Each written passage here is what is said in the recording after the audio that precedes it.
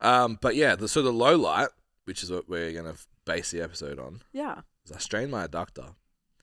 I'm very upset about it. Would you like to share with the group how you strained your adductor? Yeah. So the split squats that you're like, I need to try those. Yeah. So unlike I don't know, It's a rig that people do, RDLs. It's like the hinge lunge shrug machine for people that. Yeah, that's like what people will know it as, because I think it's like the shrug machine, but everyone does it for like hinging or lunging. Yeah. So here's some funny background to make you all laugh at me. Always. So like 2 days before, there's a lady at the gym that I've never actually spoken to. She's very like, just does her own thing. Queen. So I'm like, looked over and I'm like, because no one else in the gym uses it for that. And if they do, they never elevate their foot. Yeah. So I was like, looked over, I'm like, oh, just doing my exercise. That's cool. I'm like, if I catch her, I'll be like, oh, how'd you find it?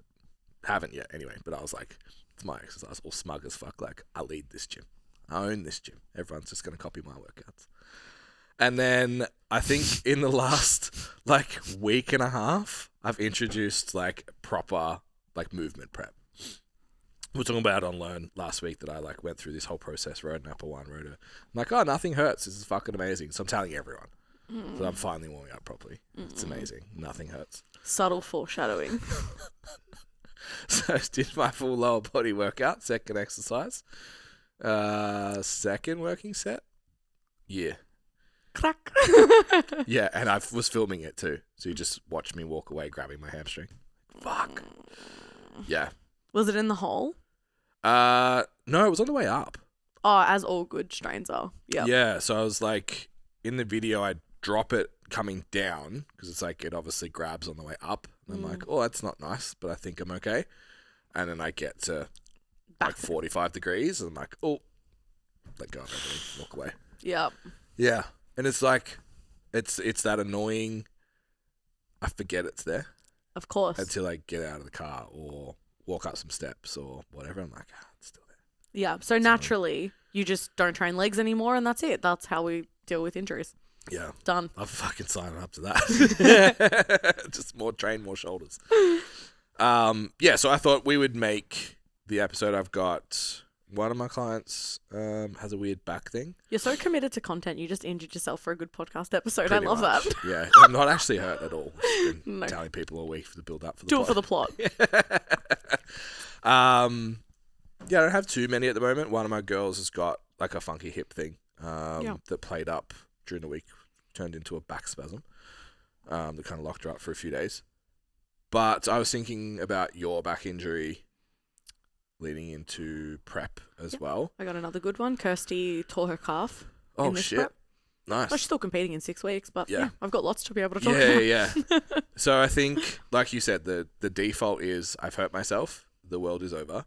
There's nothing I can do. Step 1, you get hurt in the gym. What do you do?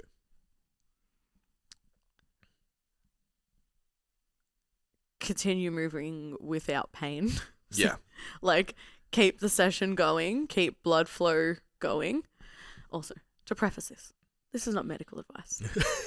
We are Cert 4 personal trainers. Correct. Thank you so much. My advice is always continue to the best of your ability to continue moving for the rest of that session. 9 times out of 10, it's going to be like relatively okay for a few different things. We're talking about obviously nothing minor stuff. too extreme. Even when I did my back unracking an RDL, and it wasn't even a top set, which is always the fucking case, isn't it? Yeah. Unracking an RDL, I couldn't bend down to tie my shoes. I couldn't do anything it was a facet joint sprain. Couldn't do anything for a couple of weeks. Still moved, obviously. Yeah. But after that, so I couldn't like lunge. I couldn't get the rest of my leg session done. So I couldn't even do dual leg press. So I swapped it to single leg press because I could move my body to make it not hurt. Yeah. And then leg curls and leg extensions where I locked myself in. I would say if not for any other benefit, just to reassure yourself that you're not broken. Yeah. Just for, Yeah. What did you do after your... I went straight to the treadmill. Yep. Same thing. Move, see if this gets better. Yep. Gets better with movement. Because I've cramped on that thing before. Yeah. And it feels very similar, where you'll just get it like almost like a warning shot. Yeah. It's like, okay, let's go walk, see if it improves with the movement or not. Yeah. It didn't really. So I was like, okay, I'm going to see if this is just like grabbed or something's going on. So I'm going to go foam roll. And if I can't put pressure on it with the foam roller, it's a tear, and that's a real problem. If it's okay, but it doesn't get any better, then it's probably just a strain. And if it gets better, I got nothing to worry about. I'm back in the gym tomorrow. We're all Gucci. Mm-hmm. And it just didn't get better. So I could roll it, could whatever, but it was just absolutely no improvement. Got in the car, drove home, went to step out of the car, and I was like, oh, I'm in trouble. Yeah. This is a thing. I had 3 hours in the car that day too. It was the drive to our gym.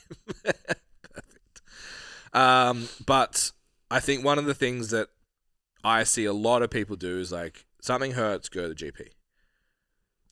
Which is like, not all GPs, just like not all personal trainers. Not all men. No. But most of them. Sorry. Go see someone that lifts weights, that treats people that lifts weights, and get assessed with the intent of keeping you in the gym as much as possible. Yep. The GP 9 times out of 10 is not the right place for that. Yep. So go. If you need referrals for people like that, you can DM us as well, just so people know. Yeah. Yeah. Yeah. Osteo and physio is probably my go-to. Probably lean a little bit. Depends on the physio. Sometimes it's kind of like poke, here's a plan, off you go. They're not as hands-on. Whereas osteo, I find it can be the other way. Yeah. Really hands-on, but you get nothing when you leave. Yeah. So finding a both good balance, is elite. And again, it's just like, find someone that wants you to train. Not training is almost never the answer. Yeah. For something you do in the gym, for an injury that's in the gym, I'm yet to come across somebody where the answer was complete rest. Yeah. Yeah, we got Giannis at the moment. It's like just had a Rico. He had an ACL single leg Rico. stuff. Yeah, ACL Rico, and he was in the gym a couple days later. Yeah, it's gangster. Yeah. Yeah, it's good. And I think if that's the first part, is get to see someone so you can actually get a decent assessment, a decent rehab plan, and then what your limitations are, what you can do. Yeah. Ali always used to give me like 3 to 4 in terms of pain. Yep. If it's 3 to 4 out of 10 pain wise, and it's not worse the next day, you're good. Yep. So I think that's probably a good spot to like with like finishing your session. Yep. It's like, if it's more than that, get the fuck out, go see someone. Yep. Find out what's going on before you make it worse. And then so we obviously ran online for ages. We don't have anything at the moment, but online osteo and physio. Yep. And everyone was like, but they don't touch me. The reason we did it is the evidence basically shows that after 4 weeks, whether you got a treatment at the start or not, your outcomes are exactly the same if you do your rehab, if you do the prescribed intervention. So don't go see someone and think you're going to be fixed. Yes. You will have to have some kind of intervention. You will have to be diligent with it, and you will have to keep doing it once the pain has already gone away. So you don't end up re-injured, because pain away is usually just like where you were pre-injury. Yep. Which means you're still prone to the injury. Yes, because most injuries are a symptom of a weakness. Yeah. And I think that that's something that's important to note, that Ben has only, most of these things happen. So I think they say there's a study, something, but it's like when you introduce something new, so say you go heavy deadlifts, aside from the muscular pain, things don't usually start presenting until 4 to 8 weeks later, roughly that 6-ish weeks later. Yeah. So that's why we don't say for fun when you get a new program, go easy and leave room. We don't say that because we want you to fuck around once every 6 to 12 weeks. Yeah. It's like, cool, take it easy, work through your muscles range, not the movements range, load up appropriately, see where you're at, how long's it taking you to recover, blah, blah, blah. Now, Ben's only just started loading his leg days heavier in the last couple of weeks. Yeah. And it's like, obviously it's just highlighting that Ben's done a lot of, I'm not diagnosing, but he's done a lot of single leg movements to correct some hip issues that he's been having and weaknesses. You know, when you're a powerlifter for really long time and you do a lot of bilateral movements and, you know, like squats and whatnot, don't put as much emphasis into loading your single leg movements.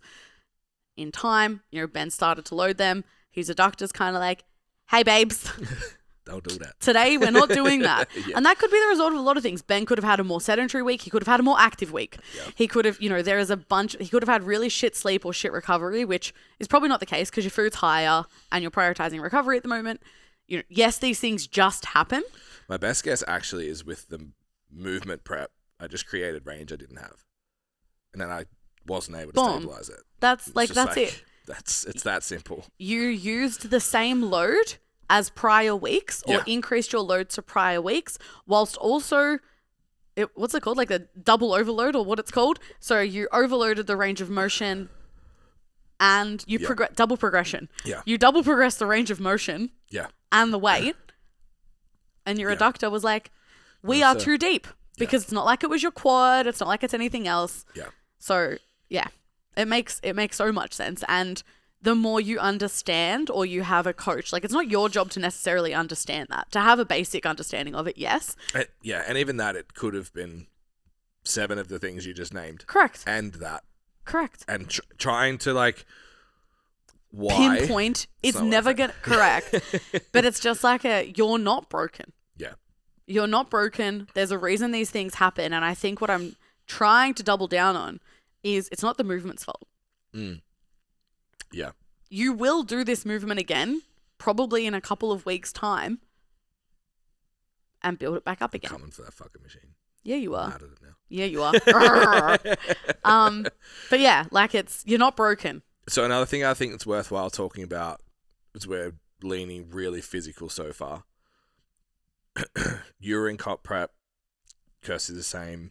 Got one of my girls who's recovering right now, who's still got some apprehension from a back injury in prep. Like, my hips are sore. If you're listening to a podcast about lifting weights and eating well and getting jacked and strong, you probably care about it quite a bit. So there is like an emotional frustration, loss, like, why me? Like, it's real easy to let that spiral quick and fuck up your week, month. Prep. Yeah. Advice on how did you handle it? Because we were 8 weeks out? 10. Yeah. We were 10 weeks out. Kirst was 12 weeks out. So Kirst, for context, was just in the descent on a leg press. Single leg press. On the way down. At the top of her calf where it inserts. So lucky for her, it wasn't actually the calf. Yeah. If you know, like anatomy and physiology, it actually hasn't affected her squat and deadlift too much. She actually just had to squat in heels for a little bit to shorten the calf. But the number one thing, so if I injured myself, especially at a time where I needed my body to be functioning as best as possible, the number one thing I focus on and get my lifters to focus on is what can I control right now? Yeah. Yeah. You can control your recovery, which is an umbrella for eating, rehab, or whatever that looks like for whatever the injury is, sleep, and hydration. You can still control all of those things. You are doing your brain a service.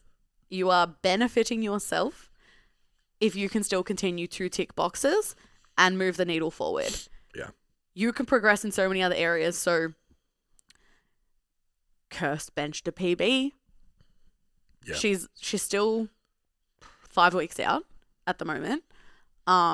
Big upper body focus after the calf. Yeah. She still kept moving though, like through this prep. For me, when I was 10 weeks out, I didn't do any hinging.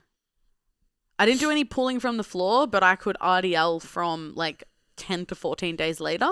Yeah. So it was like really light RDLs, but I could still do everything else.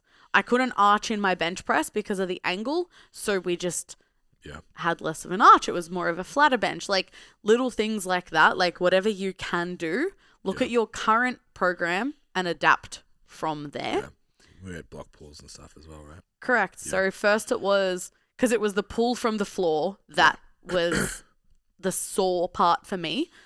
So I was seeing an osteo as well that is well versed in lifters. So I was getting weekly treatments from an osteo. I was doing my rehab every day. I was still moving with most back injuries. Just had to make sure I wasn't sitting down for too long at a time because that's when it would kill the most. Yeah. Did RDLs only instead of 10 weeks out from powerlifting nationals. Can't deadlift. Your favorite and best lift. Literally. RDL'd for 2 weeks, then did block pulls off 2 blocks, then block pulls off 1 block. And then I think it took like 4 or 5 weeks to get down to the floor again. And only like a week after that, I could pull 130. Yeah. So it's not, I don't know. Yeah. Whatever you can do is going to make you feel less like a piece of shit. So if you can just keep everything else in your life the same. Yeah. And do what you can based on that one injury, like it's going to be fine. Kirsty's leg days, her osteo looked at her current program and was like, cool, I would like you to do leg curls, leg extensions and whatnot still in your program. We're going to limit, no lunges, for example, because it was her calf. So that back leg, like being on your toes, duh. You're still going to have a leg press in there after a couple of weeks. But the whole thing was the muscle cannot stay still. You need to still move it. Yeah. So he gave me things to put on every one of her training days. Yeah. And now that she's back into normal SBD and recovered, on her rest days, she has mobility days. Yeah. That she has to go in for that he has specified. Yeah. So her training remains the same, but that's the only other thing. Yeah. Yeah. So it's like continuing to. Yeah, I'm 2 days post now and that'll start now. Yeah. Like start getting into moving through available range that's not too painful and all that kind of stuff. Well, that was the thing. Kirsty's program changed 3 times in 4 weeks. Yeah. And it's like they were all modifications and adaptations, which is fine. Yeah. But when it is a tear or something like that, you got to work with what you've got. And sometimes the whole program does have to change. That's so fine. Yeah. Deadlift stayed in forever, but squats had to change. She had to do box squats, heel elevated box squats. Then it was heel elevated free range squats. Then it was build up the weight a little bit. Then it was go all the way back down with your feet flat. Yeah. Now where are we? Yeah. And so we're still not at the same weight, but it doesn't matter because she doubled 120 yesterday. Yeah. So it was like, oh, okay. It'll come. Yeah. Yeah. I think it's interesting, like, where we talk about a lot about identity and like being someone that goes to the gym, being that part of your lifestyle, part of who you are, part of what you do. You eat well, you care about your nutrition, you care about your physique, your performance, all of those types of things. It's really challenging and it's sometimes a hard lesson to learn when you get hurt that you do all those things. Is your identity based on the outcome or is it based on the process? And we talk about that a lot. And even like as coaches, you're like, fucking love the process. You got to love this. You got to love that. And then they get hurt and they're sad for 6 months. Yep. It's like, you don't love the process that much. If that's causing depression, you like the outcome. Yep. And that's a big reality shift for a lot of people. It's kind of like a retail worker that gets shitty that they like have to do stock take. It's like, bruv, you get paid hourly. Yep. But That's what you got to do. Who cares? Like, it makes no difference. It's like, you got to go into the gym and do something to improve your physique, your strength, your performance, like, I understand the mental health part of feeling like you can't progress on the but it's like there's still progression on last week. Correct. So I think that's really important to, like, consider when you do get hurt. If you just want to throw everything out, it's a good time to kind of step back and be like, why are you doing this? Yeah, very much a victim of your circumstances kind of situation.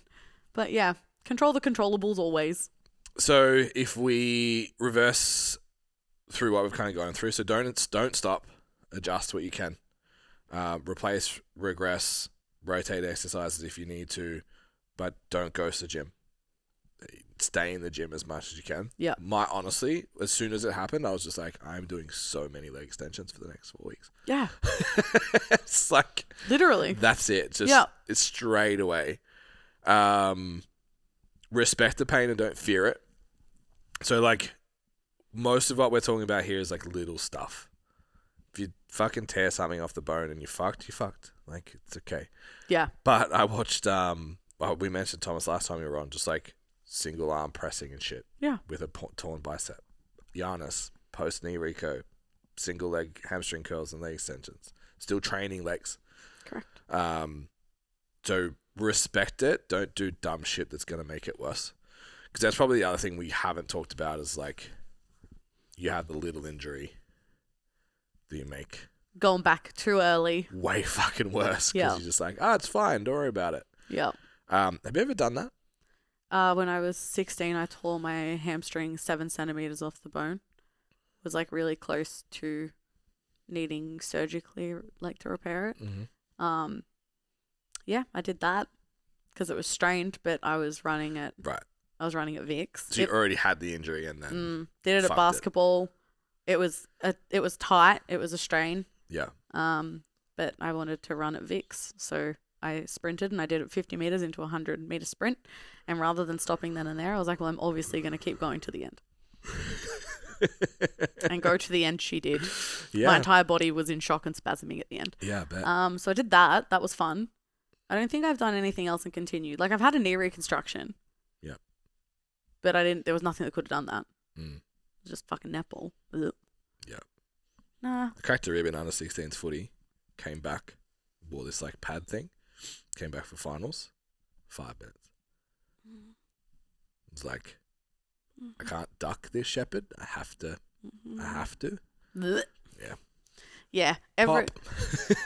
That's like respecting or like what they say about depending on what ACL, like this is like just there's 2 examples. I can use postpartum and I can use like my knee reco, but I got the hamstring graft. So from my good hamstring, I got a hamstring graft, which they use to replace the ligament in your knee. And they say you're going to feel okay, but don't do anything too intense on the hamstring because if you aggravate that too much, you will tear your hamstring. We have taken a chunk out of your hamstring. And that's where most people re-injure themselves by going in like too soon. Yeah. Postpartum, people go in too soon and they like become prone to things like prolapse and blah, blah, blah, and they don't understand how to move. Yep. Yeah, you can fuck yourself up. You can turn a strain into a tear real fucking quick. Yeah. Yeah. Yeah. Yuck. Zoom out a little bit. Remember that training's one part of the progress. So I've got one of my girls just come back from like endo assessment, stuff removed, etc. That was last Thursday. So today, how many steps can you do without pain? Yeah. So I'm averaging 4. If I push more than that, it hurts. Sweet. The target is 4 until Monday. Starting to get appetite back and all that kind of stuff. Like from Monday, protein target. We got 4 weeks that we can't train. Yep. We can still make progress. Absolutely. Use recovery blocks to improve nutrition, sleep, steps, skill stuff, all the things that you've been neglecting that you need to. Like I actually think, obviously I just introduced this movement prep thing. I think my hips will be in a better position 6 weeks from now than what they were. Bless you. Thank you. A week from now. Yeah. Just because of the forced rehab that I'm going to go through. You can still like put your wins into some other area of your training. Yes. It's like I was making jokes on the Wednesday, like I'm just going to take all of my leg volume and train more shoulders. It's like, because why not? Because fun. Huge wins. Yeah. Absolutely. So it's like, okay, cool. So I can't progress so I even said on YouTube, like the next 8 weeks is me fucking dying on this swing squat, which is probably where the injury's from more than anything else. I probably just sent it too early on that and just got bitten. That's what I was alluding to earlier. Yeah, just got bitten on another day. But yeah, it's like, okay, so like, what am I going to do about it? It's like I can still make progress somewhere else. I can live on the leg extension. I can still hit all the other things that make progress.